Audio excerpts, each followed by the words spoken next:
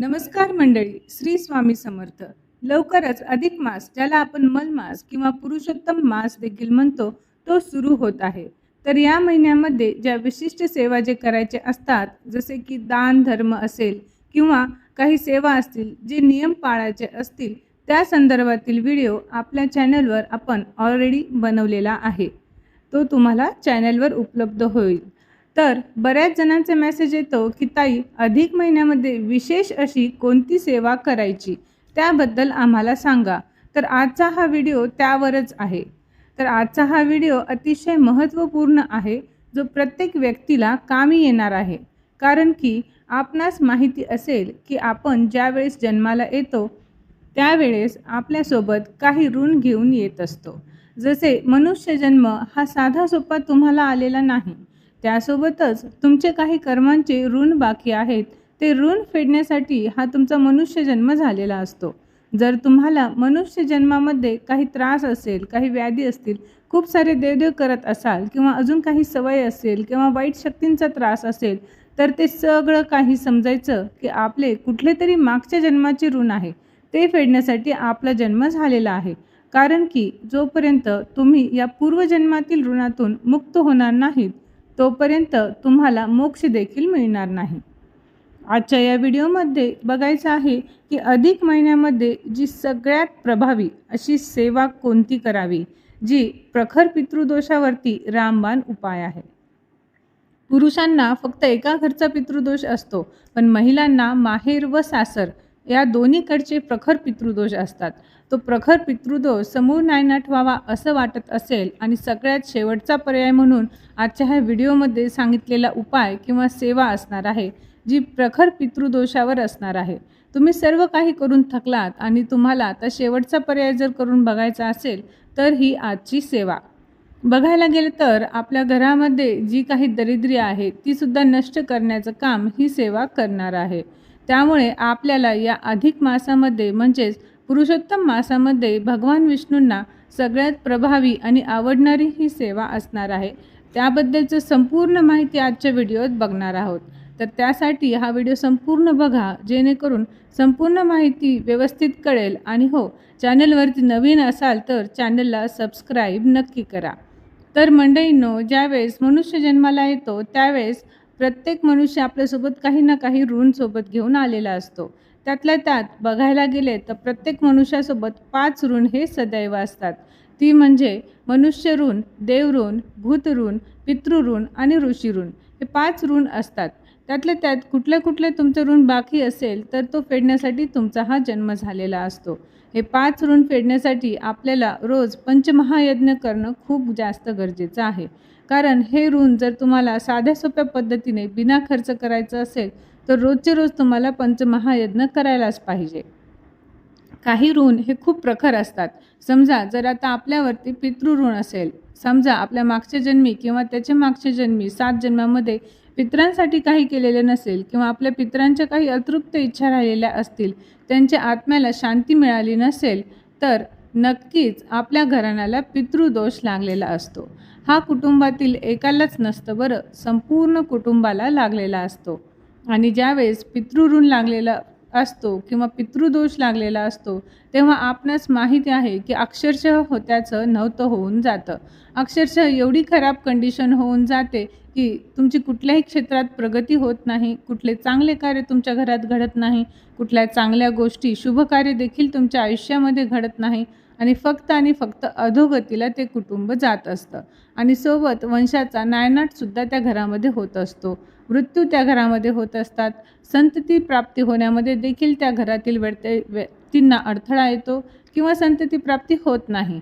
मनासारख्या गोष्टी न घडणे, घरामध्ये सततचा आजारपण चालू आहे, एक झालं की एक व्यक्ती आजारी असते. सोबत बघाल तर घरची प्रगती होत नाही, घरात पैसा येतो परंतु टिकत नाही किंवा पैसा येतच नाही आणि शेवटी डोक्यावरचं कर्ज वाढत चाललेलं आहे. तर या सगळ्या गोष्टी घडतात. सोबत घरामध्ये कोणाचं कोणाशी पटत नाही, घरामध्ये सततचा वादविवाद होणे, पौर्णिमेस किंवा अमावस्येस एखाद्याला खूप मोठ्या प्रमाणात त्रास होणे, वाईट शक्तींचा त्रास होणे, हे जे काही असतात ते सगळं काही प्रकरण हे पितृदोषामुळे घडत असतं. त्यामुळे पंचमहायज्ञ रोज करत चला आणि वेळोवेळी अमावस्येला असेल किंवा पितृपक्ष असेल त्यावेळेस पितरांसाठी दान धर्म अन्नदान सगळ्या गोष्टी व्यवस्थित वेळेवर करा, तर तुमची प्रगती होईल. आता तुम्ही म्हणाल की ताई कष्ट तर करावेच लागतात. खरं आहे, कष्टाशिवाय पर्याय नाही, परंतु कष्ट हे प्रत्येकालाच करायचे आहेत. कष्टाशिवाय पर्याय नाही आणि मेहनत आणि कष्ट आपण प्रत्येकजण करतोच. पण त्यासोबतीला जे म्हणतो ना की सगळं जर आपलं चांगलं असेल म्हणजे काय, आपलं आध्यात्मिक कर्म सोबतीला असेल, पितरांचा आशीर्वाद, कुलदेवीचा कुलदेवतांचा आशीर्वाद, आपल्या गुरूंचा आशीर्वाद, इष्टदेवांचा आशीर्वाद आपल्यासोबत असेल, तर आपली ती प्रगती जी आहे ती अजून जास्त मोठ्या प्रमाणात होत असते आणि ती टिकून सुद्धा राहते. म्हणून सांगते की आपल्या आयुष्यामध्ये जे काही मेहनत कष्ट आपण करतो त्याला अध्यात्माची जोड ही दिलीच पाहिजे. धनधान्य, समृद्धी, ऐश्वर्य, उत्तम आरोग्य किंवा मनाला शांतता जी लाभणार आहे ती फक्त अध्यात्मानेच लाभणार आहे. करोडो रुपये कमवत आहात आणि मनाला शांतीच नाही, शांत झोपच लागत नाही, असे सगळे जे काही तुमचं आरोग्य बिघडलेलं आहे, घरामध्ये कोणाशी कोणाचं पटत नाही, अशा वेळेस मला सांगा तो पैसा, ते करोड रुपये काही कामाचा आहे का? काही कामाचं नाही, तर गरीब व्यक्ती ती म्हणायला हरकत नाही. तर मग पितृदोष आपल्याला दूर करायचा असेल तरी अधिक महिना हा आपल्याला जास्तीत जास्त सेवा, पारायण, दानधर्म करायचा असतो, जेणेकरून आपल्या आयुष्यामध्ये जे काही वाईट गोष्टीचा आपल्याला त्रास होत असेल, काही अडचणी असेल, संकट असेल, काही ऋण असतील, ते ऋणसुद्धा फेडण्याचं काम या अधिक महिन्यामध्ये जास्तीत जास्त मोठ्या प्रमाणात होत असतं. कारण की आपण जर अधिक महिन्यामध्ये प्रखर पितृदोषावर सगळ्यात शेवटचा उपाय सांगितलेला आहे, तो म्हणजे काय, तर संक्षिप्त श्रीमद भागवत ग्रंथ याचे पारायण आपल्याला या अधिक महिन्यामध्ये करायचं आहे. अधिक महिना की श्रीहरी विष्णू यांना समर्पित असतो, त्यामुळे आपल्याला ही श्री विष्णूंची प्रभावी सेवा करायची आहे. श्रीमद भागवत या मोठ्या ग्रंथाचे पारायण करणं शक्य होत नाही. आजकालच्या धावपळीच्या युगात आपल्याला ते जमत नाही. श्रीमद भागवत ग्रंथाचं आपल्याला पारायण करता यावं व आपल्यावरती जे काही प्रखर सावट आहे ते दूर व्हावं असं वाटत असेल तर नक्कीच त्यासाठी आपल्याला आपल्या परमपूज्य गुरूंनी ही सांगितलेली 700 श्लोकी अशा प्रकारची ही संक्षिप्त श्रीमद भागवत आपण पारायण करू शकता. श्रीमद भागवत या ग्रंथामध्ये 18,000 श्लोक आहेत, तर त्याचा सारांश हा या 700 श्लोकी संक्षिप्त श्रीमद भागवतमध्ये आहे. यामध्ये काही सुद्धा वगळलेलं नाही, फक्त संक्षिप्त स्वरूपात दिलेला आहे. हा छोटा ग्रंथ जो आहे त्याच्यामध्ये सगळं काही सांगितलेलं आहे. सर्व त्या मोठ्या ग्रंथाचा या ग्रंथामध्ये सारांश म्हणजेच संक्षिप्त स्वरूपात सांगितलेला आहे. त्याच्यामुळे आणि सगळ्यात शेवटचा एक पर्याय उपाय म्हणून सांगितलेला आणि विनाखर्चिक असा हा उपाय आहे. ही जी पोथी आहे ती फक्त 64 रुपयाला तुम्हाला तुमच्या जवळपासच्या श्री स्वामी समर्थ केंद्रामध्ये भेटून जाईल. अधिक महिना सुरू झाल्यापासून संपूर्ण महिना पाठ हा तुम्ही केला तर अतिशय उत्तम राहील. श्रीमद भागवत ग्रंथ हा तुम्ही दर एकादशीला वाचू शकता आणि जर शक्य असेल तर अधिक महिन्यामध्ये तुम्ही रोज या ग्रंथाचे पारायण करू शकता. विशिष्ट संख्येमध्ये जर याचं पारायण तुम्ही केलं तरी देखील चालणार आहे. काही जण संपूर्ण अधिक मासामध्ये संकल्पयुक्त 11, 21, 51, 108 जसे जमेल त्याप्रमाणे या ग्रंथाचे पठण करतात. विशेषतः अधिक मासातील एकादशीला किंवा संपूर्ण अधिक मास या ग्रंथाचे पठण तुम्ही करायचे आहे. तर शेवटचा पर्याय म्हणून सर्वात प्रभावी अशी ही सेवा अधिक मासामध्ये करायला तुम्ही अजिबात विसरू नका आणि जास्तीत जास्त पुण्य या अधिक मासामध्ये मिळवा. त्यामुळे जे काही पितृदोष असेल त्याचा समूळ नायनाट होऊन जाईल. आता या ग्रंथाचे संपूर्ण तुम्हाला एका बैठकीत पारायण करायचं आहे. ज्यावेळेस तुम्ही समजा दिवसभरामध्ये केव्हाही या पोथीचे पारायण करू शकता. याला विशिष्ट असे काही नियम नाही, फक्त नॉनव्हेज मात्र तुम्ही वर्ज करायचं आहे आणि तुम्ही सकाळी ब्रह्ममुहूर्तपासून ते रात्री झोपेपर्यंत कधीही या ग्रंथाचे पारायण करू शकता. या ग्रंथाचे पारायण करण्यासाठी विशेष अशी पूजा मांडणी करण्याची काही आवश्यकता नाही. फक्त देवासमोर धूप दीप लावून तुम्हाला हे पारायण करायचं असतं. सुरुवातीला आपल्याला स्वामी स्तवन म्हणायचं असतं, जी एक प्रार्थना असते. श्री गणपती अथर्व शीर्ष पठण करायचं आहे आणि त्यानंतर स्वामी समर्थांची एक माळ जप करायचा.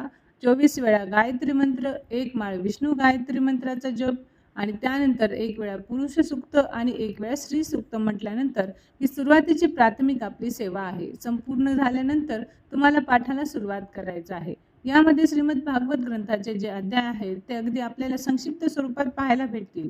अगदी 2-2, 3 पानाचे असे अध्याय, तर टोटल या अध्यायामध्ये 14 अध्याय आहेत आणि तुम्हाला शेवटच्या अध्यायानंतर यामध्ये आरती दिलेली आहे.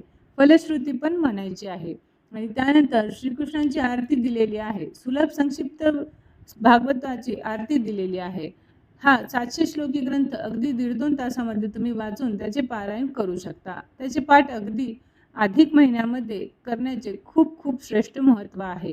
नियम म्हणाल तर तुम्हाला या अधिक महिन्यामध्ये मांसाहार हा कडकडीतपणे वर्ज्य करायचा आहे आणि हे पारायण करायच्या दिवशी आपल्याला ब्रह्मचर्याचे पालन करायचे आहे. तर संकल्प करून तुम्ही पारायण करू शकता. महिलांनी हे संकल्पयुक्त पारायण करत असताना मासिक धर्म आला तर ते मासिक धर्माचे तेवढे दिवस तुम्हाला 4-5 दिवस जे असतील ते थांबायचे आहे आणि त्यानंतर परत कंटिन्यू करायचं आहे. संकल्पयुक्त पारायण करत असताना सूतक, विटाळ पडलं तर तुम्हाला थांबावं लागेल. सूतक किंवा विटाळ फिटल्यानंतर तुम्ही संकल्प सोडून ते पारायणाला परत सुरुवात करावी लागेल. विनासंकल्प जरी तुम्ही ही सेवा केली तरी चालणार आहे. अधिक महिन्यामध्ये यथाशक्ती जेवढं तुम्हाला शक्य होईल तेवढ्या संख्येमध्ये याचे पारायण करा. खरंच सांगते, खूप प्रभावी अशी ही सेवा आहे. तुमची दरिद्री कमी होईल, तुमचे प्रॉब्लेम्स थांबतील, तुमच्या प्रगतीमध्ये मदत होईल. श्रीमद भागवत या ग्रंथाच्या पठणाने तुम्हाला जर काही निगेटिव्हिटी असेल, काही वाईट गोष्टींचा त्रास असेल, पितृदोष असेल तर तो संपूर्णपणे निघून जाईल. हळूहळू घरात शुभ कार्य घडतात, हळूहळू आपली प्रगती होत राहते.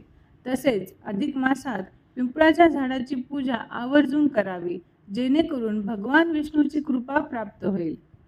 तर आजचा हा व्हिडिओ जर आवडला असेल आणि अधिक मासातील ही माहिती जर तुम्हाला आवडली असेल तर व्हिडिओला लाईक करा आणि कमेंटमध्ये ओम नमो भगवते वासुदेवाय नक्की लिहा आणि चॅनलला अजून सबस्क्राईब केलेलं नसेल तर कृपया चॅनलला सबस्क्राईब करून घ्या. भेटूया पुढच्या व्हिडिओमध्ये अशाच अजून आध्यात्मिक माहितीसह. तोपर्यंत सर्वांना श्री स्वामी समर्थ.